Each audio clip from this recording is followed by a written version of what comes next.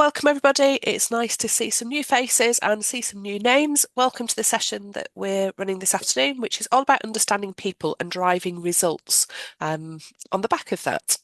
And I wanted to just get us started. Um, Let you know a little bit about myself. There's a few people on the call who know me very well, and they could probably do this intro for me as well as I could do it for myself. But my name's Bryony Platt. For those of you who don't know me, I run a training business called Lean Into Learning, and I work with a broad range of clients. So I come from a recruitment background. I spent over 25 years, maybe I shouldn't admit that, but over 25 years in and around the recruitment industry. I still work with quite a few recruitment clients nowadays, but I also work with a broad range of organisations. So current clients that I'm working with at the moment on active projects include those in a manufacturing field, a retail company, two or three different tech organisations in different areas, and a professional services company. So a variety of different environments.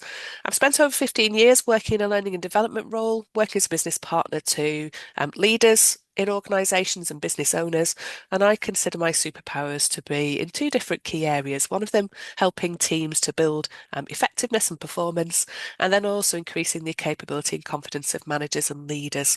And I use the stuff that we're going to talk about this afternoon in both of those fields, so to help both those groups of people.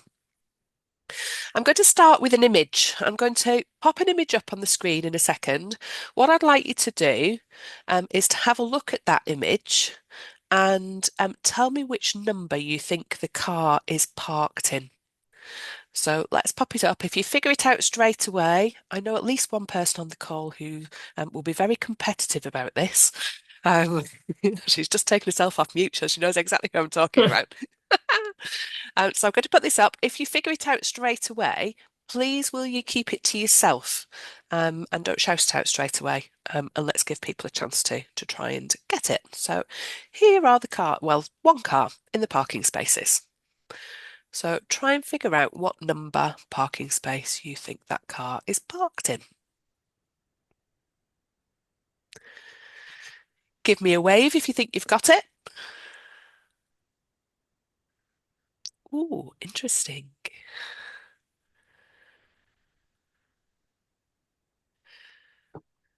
And the person that I thought would get it has got it. I'll come back to that in a second. Laura seems to be struggling a little bit with sound. So I don't know whether somebody could just help me out by just putting a little note into chat and just suggest that perhaps she leaves the call and comes back in again just to see if that I'll do activates it. the audio. Thanks, Louise. So those of you who think you know what number the car's parked in, what number do you think it is? 78. Ooh, 78. Have we got any advance on 78? 96. 96. Any other any other numbers? I feel like I'm at an auction. I don't know whether that's a number going into chat. I'm just going to have 87? Oh, 87. So we've got three different numbers. We've got 86. Was it 96? Yeah. And 87. Let's have a look. It's actually parked in number 87. Now, what's really interesting, whenever I use that with groups, and I've used it with two different groups this week, in fact, um, most of the time, what happens is that people start kind of turning their heads and looking at the picture in a slightly different way, well demonstrated by a couple of people on the call. So it's looking at things from a different perspective. And that's what this is all about. We're talking about DiSC as a way to understand people. And it's about understanding that people have different perspectives, that different people look at things in different ways. And you might have noticed within teams, people either acting or saying things like, I don't understand him, or why are they just taking so long to get this done? Or I've not got it ready for you just yet. It's not quite accurate. I've not quite finished it. It needs a bit more detail. Or people getting frustrated that they feel a bit railroaded by other people who just want to do things a little bit faster. And that's the kind of stuff that DISC helps us to understand, to just understand that we are all different and that people can frustrate each other at work through those differences. So what we'll talk about this afternoon are the four main DISC styles, and I'm going to give you some ways to spot them. So when I'm working with teams, more often than not, we will complete profiles for each of the people. So they'll fill in an assessment and it will churn out for them a really detailed profile. And I'll talk a little bit more about that at the end.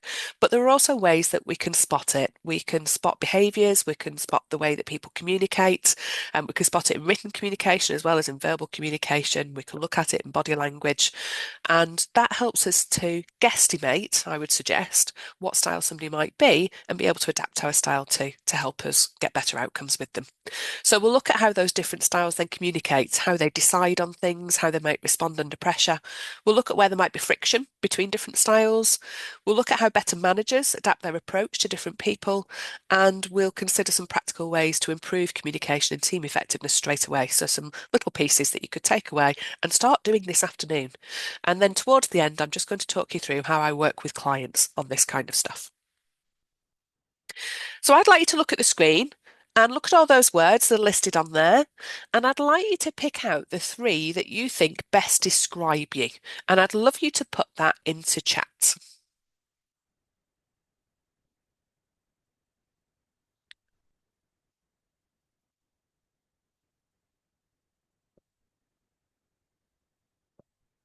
And I've got my chat on my other screen. So when I'm looking away from you, that's what I'm doing.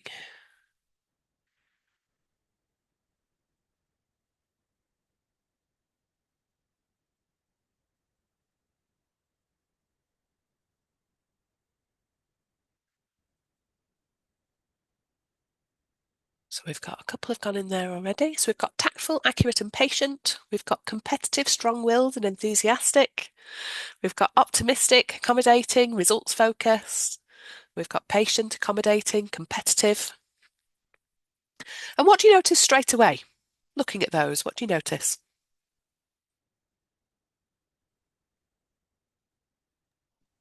They're all different. They are all different, and that's because we are all different. What I'd like you to also just make note of, before I move on from this screen, is what colour the three words that you chose were written in, because that'll give us some clues a little bit later on as well. So some of you might find that all three words were exactly the same colour. Some of you might have a bit of a combination of different colours, and that will come into play in a moment. So let's do a little bit of guesstimating. So I'd like you, if you've got a piece of paper in front of you, to just draw a circle. And first of all, I'd like you to, well, in fact, I'd like you to split it into 4 quadrants. So do top and bottom, left and right. And first of all, I'd like you to select one or other of these. So are you more fast-paced and outspoken? You might also describe yourself as active, assertive, dynamic, bold. Other people might describe you as that too. Or are you more cautious and reflective? Are you more moderate paced and calm and methodical and thoughtful? So select, are you top or bottom? And then I'm going to add into the mix with that. Are you more questioning and skeptical? So you're going left-hand side for that. Are you more focused on logic? Are you more objective? Do you find yourself being a bit more reserved, perhaps challenging? Or are you more accepting and warm?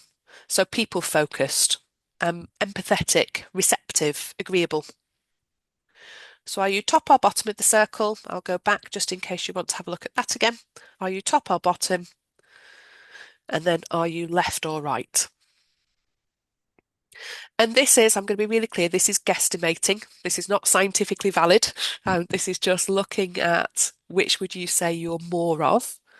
But if we combine those two aspects, top and bottom, left and right, that will give you the 4 areas of the circle. So if you are more fast-paced and assertive, and then questioning, challenging and skeptical, then that puts you in the D area of the DiSC model. If you were I, fast-paced and assertive, but people-focused, warm and accepting, that gives you an I. S for the people-focused and warm and then being more thoughtful, cautious and reflective, and C for being thoughtful, cautious and reflective, but then questioning, challenging and skeptical. And the D, the I, the S and the C make up DiSC of the DiSC model. D stands for dominance, I stands for influence, S stands for steadiness, and C stands for conscientiousness. Now, you might see different DiSC models, and I'll just flag that before I move on. And that's because the DiSC model was created originally by a gentleman called William Marston back in the middle of the last century. And when he created it and published information about it, he didn't patent it. So lots of organisations, lots of people and organisations over the years have taken his original research. He's a very interesting man. He also invented the lie detector test and randomly the character Wonder Woman. So quite an interesting but slightly random man. But when he invented it all and published it, he didn't patent it. So lots of organisations have taken it and created their own versions of it. Now, the model that I use is everything DiSC. It's completely scientifically validated. It's published by an organisation called Wiley, who do all sorts of different types of assessments, including other behavioural assessments. And psychologists, researchers work on it on an ongoing basis to make sure that it's still valid and that it's accurate and useful. Now, before I go any further, I just want to tell you a little bit about DiSC before I talk to you in more detail about those 4 different styles. So DiSC is just giving teams a common language. So it allows us to highlight the behaviours that we share with other people and the things that we do differently. What it's not measuring is anything about skills or ability. So it doesn't measure what you can do. What it measures is how you're likely to do it. So the way that you'll behave and the approach that you're likely to take to the things that you do. There are no good styles, no bad styles. All styles have got strengths to them. All styles have got limitations to them. And as individuals, we're all a blend of all 4 styles. We can all do all 4 styles. It's just a matter of energy. Some of those styles will feel more challenging to us than others. Some of them will demonstrate more frequently than others because they come more naturally to us. And I'm talking you through the 4 key styles today, although actually in the model that I use, it divides it into 12, but I'm keeping it fairly simple for today and just sticking with the main styles of the D, the I, the S, and the C.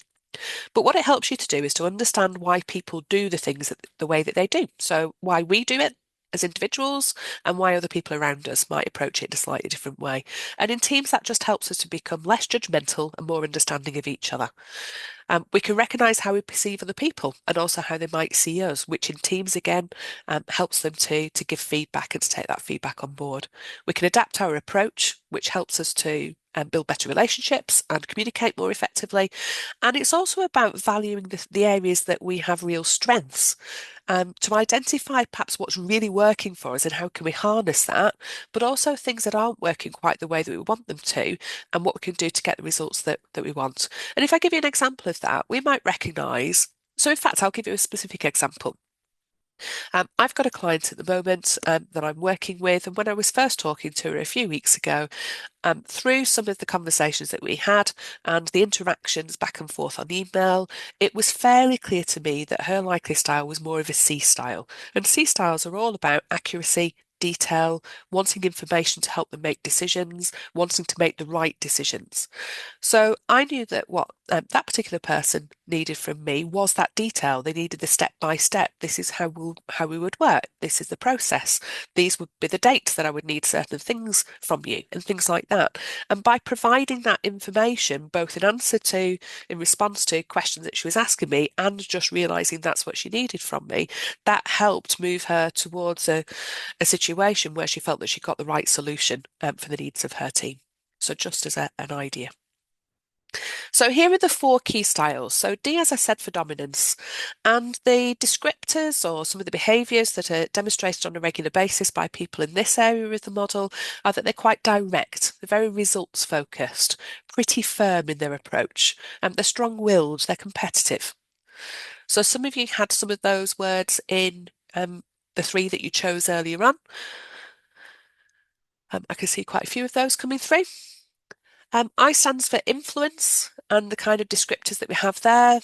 People with a high I are pretty outgoing, very enthusiastic, tend to have a very positive, optimistic approach to things. They're quite high-spirited and very expressive. And I can see some smiles, so I'm looking back at the descriptors that you chose earlier on, and I can see a few of those coming through, especially the enthusiasm. Yeah, the enthusiasm coming through from that. And then S for steadiness. So people with a high S profile tend to be fairly even-tempered, so don't tend to have spikes in either direction in their temper, in their mood. And very accommodating for the people, very patient, very supportive. They're harmonising, and what I mean by that is they like people to get on. So not so keen when there's bits of conflict going on in teams, and prefer they'll be the kind of team players who try to smooth things over between people, and they're very tactful, very thoughtful about people's feelings. And then C for conscientiousness. As I mentioned earlier on, very analytical, can be quite reserved, very precise, can be quite private, systematic. Um, they like the detail aspect of things. So those are the four areas of the main DiSC model. And you might be looking at that and thinking, well, that's really interesting, but kind of so what? So we might have these different styles, but what does that actually mean and how is that helpful? But if we kind of stretch that out into what the different styles care about, our Ds care about making quick progress and pushing through obstacles as two examples. Our Is care about building strong relationships with people and being part of something new. Our S's care about helping each other, helping other people around them, and having that stable environment. And just two examples for Cs, they like getting things right and they have really high standards. So if you imagine you've got a team of people or a group of people, or you've got yourself and a customer, for example, and let's imagine that you want speed, but the other person wants detail, that you prefer harmony and everybody to get along, but they want to overcome obstacles and just move things forward. Or maybe you really want a decision now and are pushing for it, and they want time to think. You can see where friction comes from in relationships and between people in teams. So that's where DiSC helps. So if you've got your phones in front of you, you might want to just take a quick photo or do a screen grab on your laptop of this slide, because what I'm going to take you through are some ways to spot it, some ways to recognise the styles. And the first thing that we're going to look at is some written communication, some examples of some emails. And I would argue that um, this is probably where it's easiest to spot people's styles. And the reason that I say that is not because it necessarily comes across more clearly in written communication, just simply the fact that we can go back and we can read it more than once. Whereas if you're face to face with somebody or you're having a conversation with them over the phone, it's kind of one and done. You get to listen to that part of the conversation and then it moves on. And yes, you could go back afterwards and you can reflect on it, but when it's a written piece of communication, you could read it 2 or 3 times, spot some of the styles, realise what's needed from you, or what the other person needs from you, and then respond in an appropriate way. So that's why I thought we'd start off with a few examples of emails. So first of all, we've got this email that comes from G, who's writing to Mike, all four are written to Mike instantly. And there are a few things in here that give us some clues. I'm conscious of time this afternoon, but I do want to just give you an opportunity to see if you can spot which style you think it is, which is why I suggest you to take the photo or the screen grab. So anybody having a look at that, what style do you think that might be representing? Pop it into chat for me or take yourself off mute and shout it out.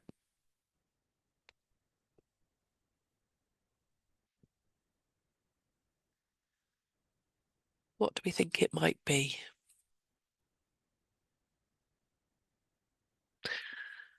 We've got a guess here of D, or we've got a couple of Ds coming through, and yes, I would thoroughly agree with you.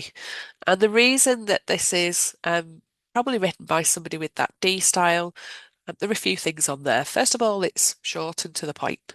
You've got a subject, actions in capital letters. You've got some bullet points on there, so again, just make it a nice, easy way to represent the info and get it through to you. We've got just clear instructions on it. So I want you to do something for me by the close of play. We need this reduced notice period of 2 months max. And then the thing that perhaps throws a little bit of a red herring in is the PS, hope you had a good weekend. But that's actually a bit of an afterthought, sorry. So after the main part of the email has been written, perhaps realizing that's a bit too direct, maybe a bit too blunt for certain people, and just putting that little softener in there. Let's have a look at another one. What do you think of this one?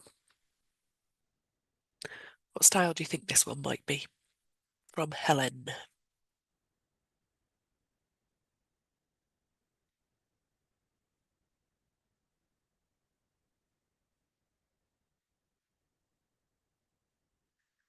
We've got a guess of an S already, and I'm going to say yes. Absolutely spot on. So things that give that away, we've got, please can you help? Hope you had a good weekend. So a little bit of nicety and being personable at the beginning. How are you? Hope you had a good weekend. I'd really appreciate it. Um, I would suggest we do such and such a thing. Please let me know when suits you. We're really grateful for your help. All clues that this is somebody likely to have an S style. We're doing kind of process of elimination now as well, aren't we? So, what style do you think this one might represent?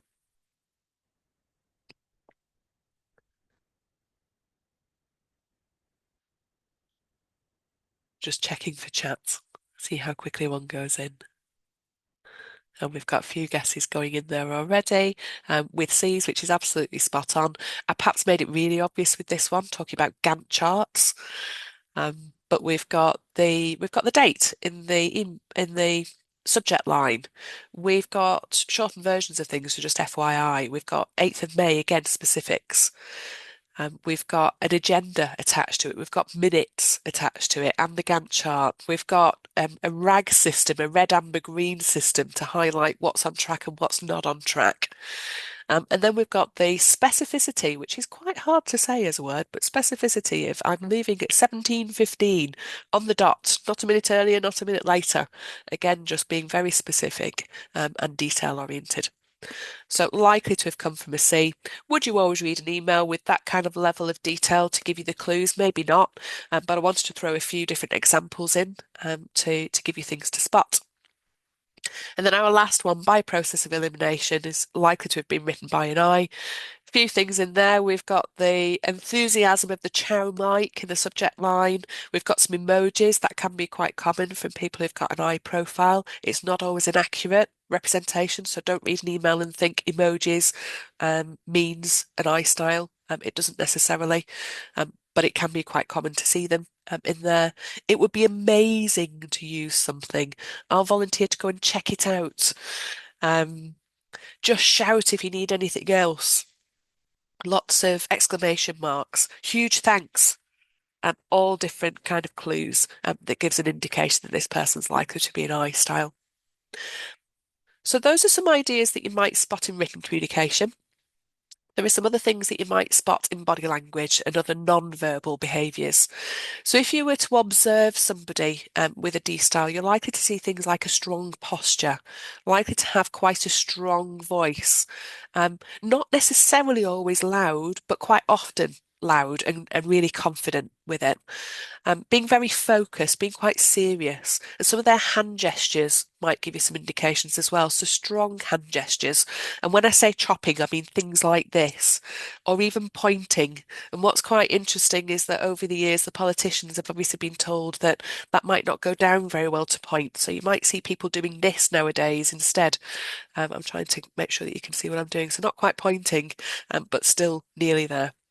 And that might be somebody who's been given that feedback not to point, but still can't help it, and might still that might just still come out of them. With a high I, you're likely to see high movement. There's likely to be rapid speech, so they quite often talk quite excitedly and quite quickly. Strong eye contact. They're very interested in people, so that strong eye contact is there. Regular touch. This was making the group I was with yesterday chuckle actually. So regular touch. And there's touch also in the S style because the right-hand side of the model is very people-oriented, people-focused. So you tend to have that from both of those styles. But the touch is different. So for eyes, it's quite short and fleeting each time, but will happen quite a lot. And lots of smiles with it. If we come back to the touch with S's, that touch is likely to be more gentle and each touch is likely to be longer, a more kind of comforting type touch. And the other things you might see from S styles being quite calm in their demeanor, open gestures and warmth in their eye contact, being very encouraging and encouraging more information and for you to share things with them. And then from the C's, conscientiousness and movements going to be more steady from C's. Their speech is likely to be more considered. They're likely to think more carefully about the words that they use. They might pause and look away while thinking about the words that they're going to use to convey the message that they want to share with you. More likely actually to prefer written communication over verbal. So if you're dealing with a client, for example, you might find that that client might push back at doing a Teams call or a face-to-face and prefer to write emails to you. Now that might be it's just speed and its availability and how busy they are, but can be an indication of a C style that they prefer that written communication because it gives them the opportunity to think about it, choose their words, be considered with it, and also potentially to have a bit of a trail as to what's been said to be able to go back to it.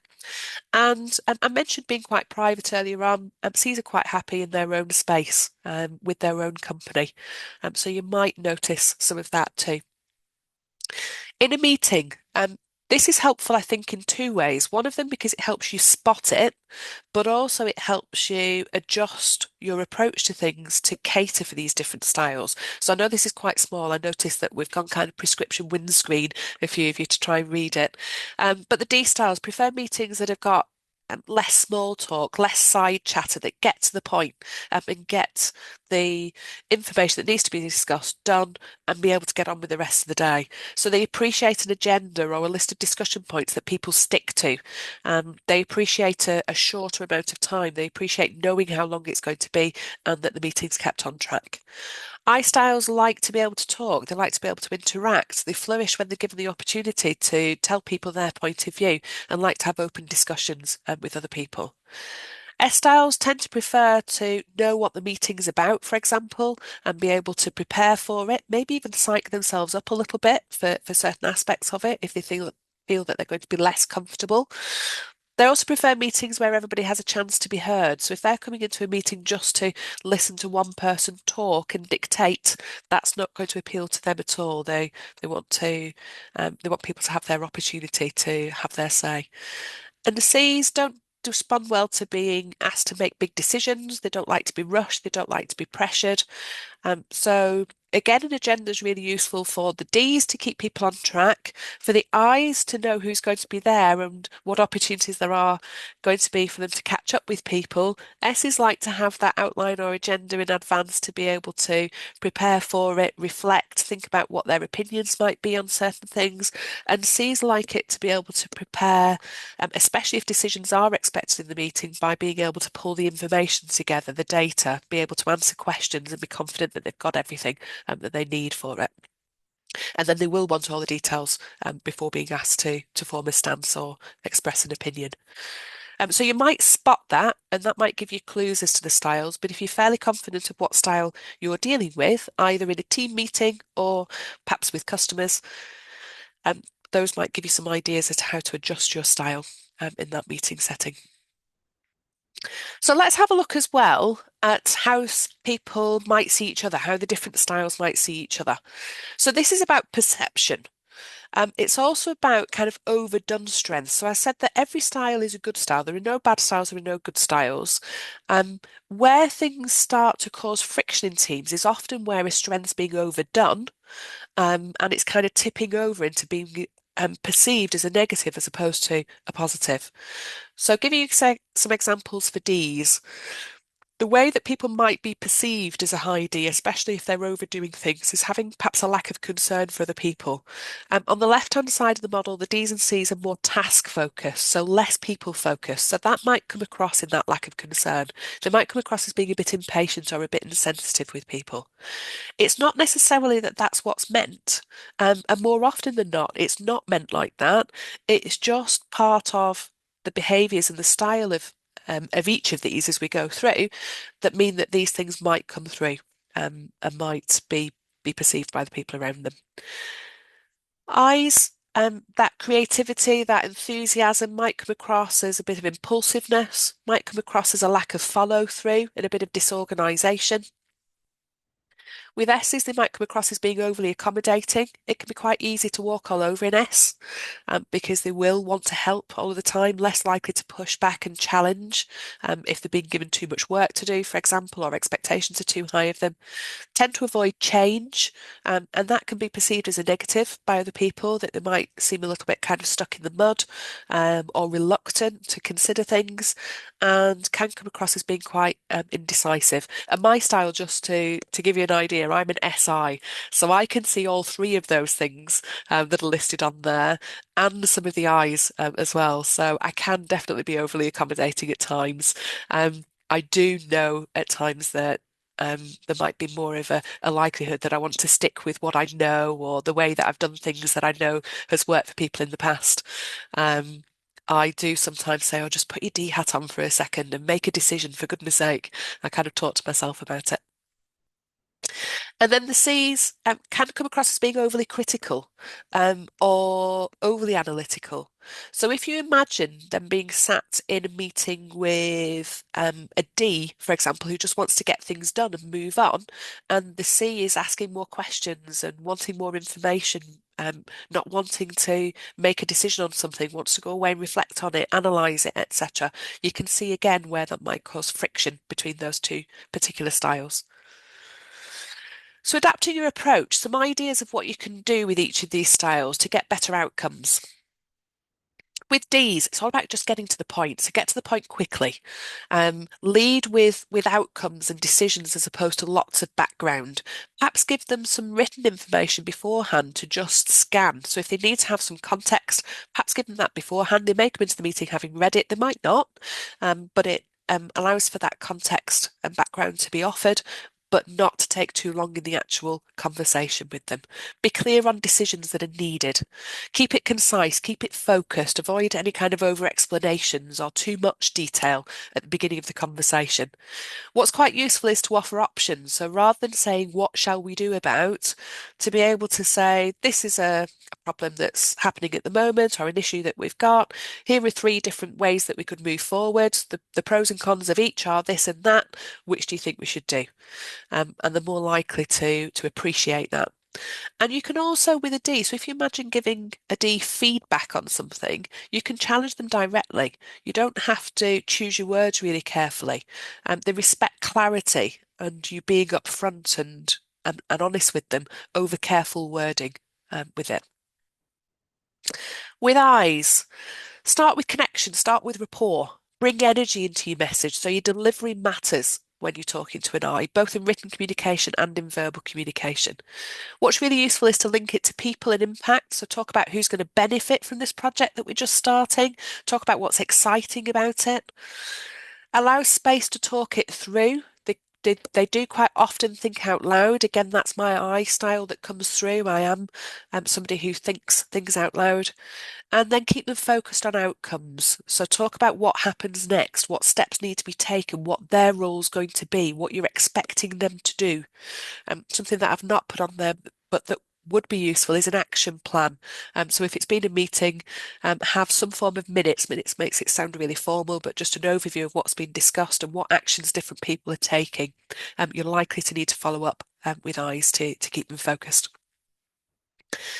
With S's, just slow things down ever so slightly. Give them time to process things, give them time to think about things. Be clear about, so let's imagine something's going to change. Be clear about what is going to change, but also what won't. So to reduce that uncertainty, that resistance that they might have to a new way of working or some restructure perhaps that's going on in the business, be clear about what's going to be new, what's not going to be new, what they're still going to be able to decide for themselves, what might be a bit different. Show how it affects people, not just them, but the people around them, because they won't just be thinking about themselves, they'll be thinking about other team members as well. And invite their input in conversations, but try not to put them on the spot too much.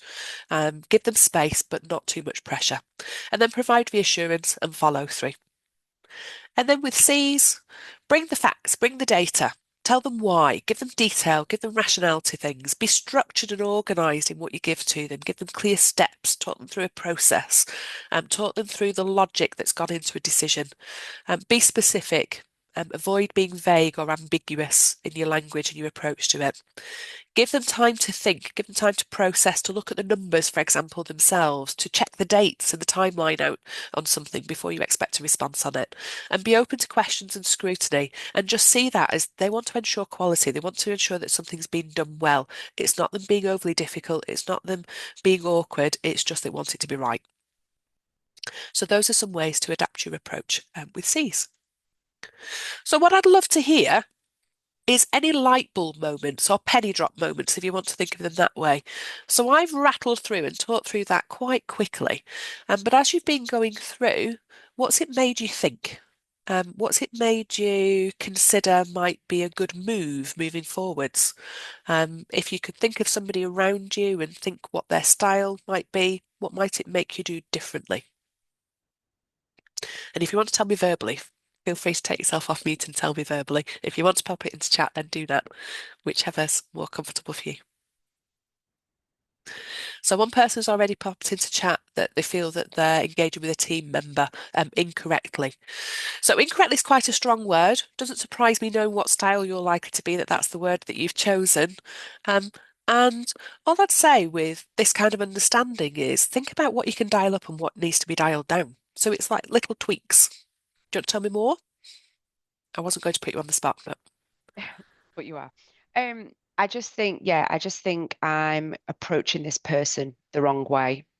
I'm approaching them through my style and yeah, not through theirs. yeah. So I need to tweak some things. And that's really good awareness, isn't it? And gives you some specific things and makes this session really useful to be able to Yeah, think of it that way. he's polar opposite to me. So I'm going in with a DI and he's more an SC. Yeah. Um, so I can understand that there's likely to be a little bit of friction in there, and friction might not be you're fighting about it or that you're arguing about it or anything like that. Friction just can just be it takes longer to get somewhere than it needs to. So this is what this kind of Adam, understanding helps with. Go on. Adam sat there thinking, is that me? It's totally not you. It's not Adam. Oh, hang on. I was thinking 100% that you were thinking it was me. No, it's not you. It's not you. Now I'm trying to think who it might be. How funny would that have been, though, that you sat kind of side by side, as it were, on a virtual call and you're talking about the person No, you're on the I wouldn't. call with? That's actually quite Yeah, funny. my awareness is not that bad. I wouldn't do that. But this is the kind of thing I'm hoping that it's highlighting to you. And this is the kind of thing that teams recognise when they start looking at this stuff. So I'm going to invite you, you don't necessarily need to do it now, this moment, but do think about your current team. Think about the people around you. Think about your internal customers or external customers. And just identify one person whose style you think you can recognise from what we've described. And just jot down one commitment to a shift that you'll make with the aim of getting better outcomes with them. Now, what I mentioned earlier on is that we're guesstimating people's styles. So I've given you a few different ways to be able to try and assess what style they are. And as I've already mentioned, it's not about massive changes. It's just about dial something up, dial something down. So the person who needs the extra detail, give them the extra detail. Give them a little bit more time to think about it. If you're pulling a team of people together, let's say it's the team of people that report to you, and you're about to announce a big change, you might think about who's most likely to have some resistance to this, and potentially pull them to one side and have a bit of a conversation with them about it beforehand, so that you're not taking them into that situation blind. If you want some answers and some steps forward at the end of a project meeting, you might want to just think about your C's beforehand and say, look, it would be really useful if you came along prepared with some suggestions or some advice and some steps forward around this particular aspect of what we're doing. So can you analyse that for me and come ready to tell us or give us an update on it? So things like that are the kind of things that I'm talking about that help teams become more effective and perform, get better results. So have a think about that. You can be mulling that over if you like now, or take it away with you to look at after the session. So some key messages. There are no good styles or bad styles. The best teams are made up of a combination of the different styles. We're all different. We all see things differently. And differences are a really positive thing for teams. As long as we allow ourselves to harness the strengths of individuals and work with people with complementary approaches. So I know that the C aspect is probably my least favoured style. It's the one that takes the most energy for me to do.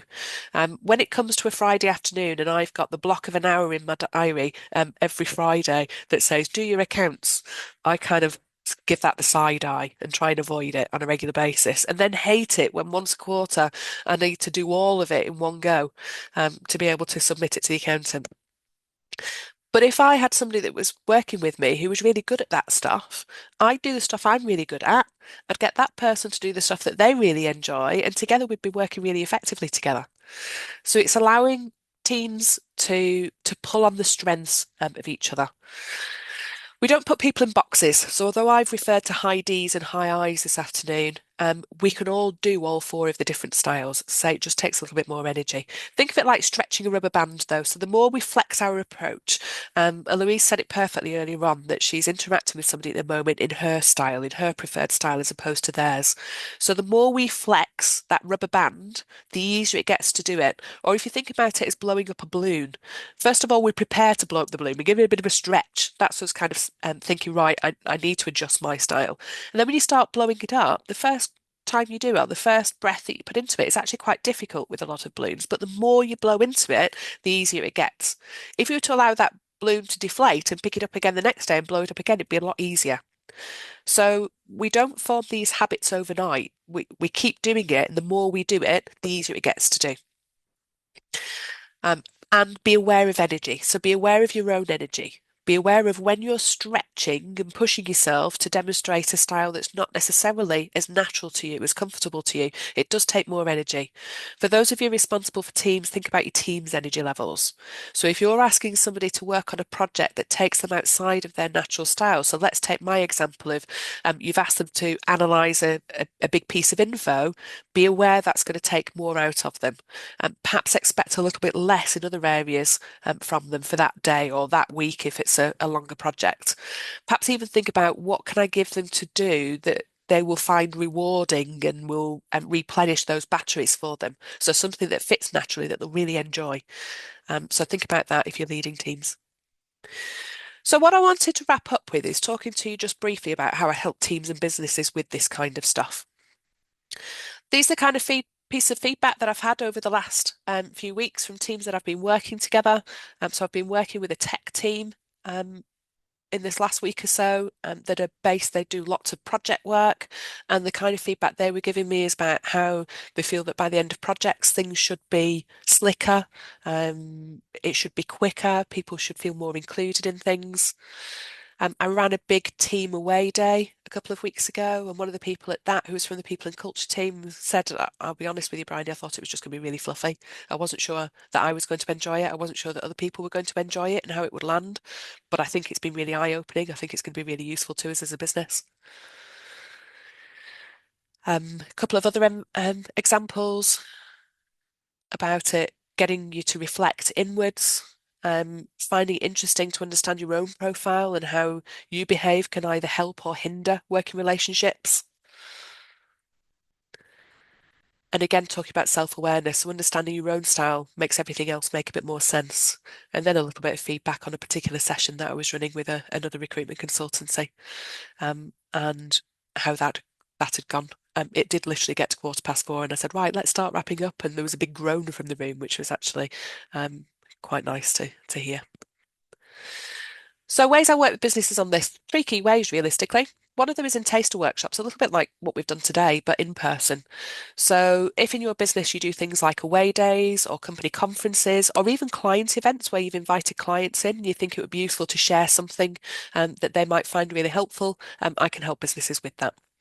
I also run management and leadership development programs and incorporate DiSC into the vast majority of those because nearly all of my leadership development programs start with understanding yourself and then starting to understand each other and adapting your style. And DiSC is a massive part of that. It's really helpful as a leader.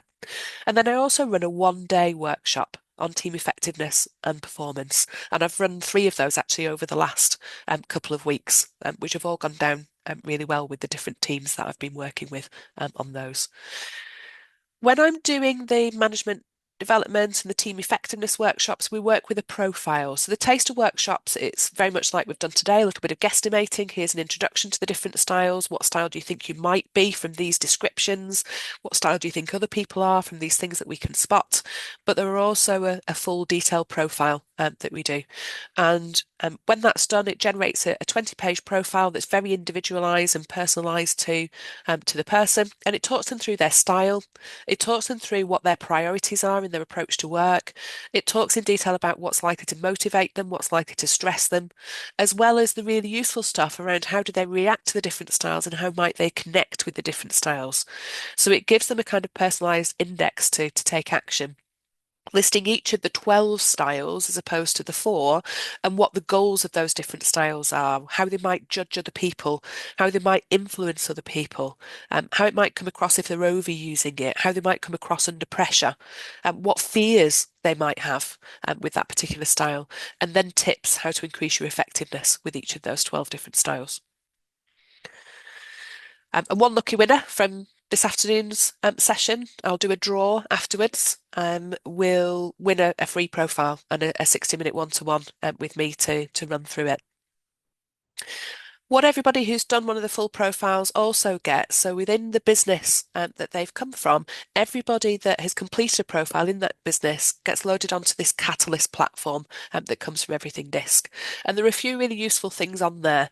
So first of all, they've got far more information about their own profile. They've got their written, printed profile that they'll have had during the session, but then there's also some more resources on there about them and their own style, including a roughly hour podcast on each of those 12 styles that they can have a listen to. But they can also create groups, and as a business, you can create groups. So this is a sample group that's been created of a project team, and it's just showing where all the different team members sit and the different styles that they represent. Incidentally, where all those little faces, the icons are, some of them are very central to the circle, some of them are further towards the outside, and that's just representing how strong that profile is. Those people who are more central tend to be flexing and demonstrating those other styles probably more regularly and with more ease. Those who are further towards the outside of the circle might find that slightly more challenging. And again, if you're leading that team, being conscious of that if you're asking them to step into a different style or to work with somebody with a very different style, the additional energy that's going to take. Individuals can compare themselves with each other, and this is the stuff that I think helps prevent it just being a nice day out where we've found out something interesting about ourselves. This is where it can be harnessed in organisations. So they can look at somebody who's joined their team or somebody that they're working with on a project or somebody that they're about to start leading because they've just been promoted to a manager position, and they can compare the maps against each other. So where they both sit and what their priorities are. They can also look at some of the tendencies, and I've just included one on there. So that kind of accommodating to strong-willed spectrum, and what the tendencies might be for Matteo, who's being compared, and for Stephanie, and what they might see kind of playing out in the behaviours from each other. So if any of that sounds of interest, I hope you found this afternoon really useful in itself. But if any of that sounds of interest to you and you'd like to have a further conversation with me about it, then the QR code on there just allows you to book straight into my calendar. So just choose a time, just prevents the toing and froing of when are you free, when am I free, and book straight into my calendar for a 60-minute call. And we can talk through what it is as a business that you think it would be helpful to have some support with, what that might look like, and we can take some steps forward from there. But also, we've got 8 minutes left. I'm just wondering what questions we've got from people. I might stop recording actually so that you can feel a bit freer to ask questions. So let's wrap the recording up there.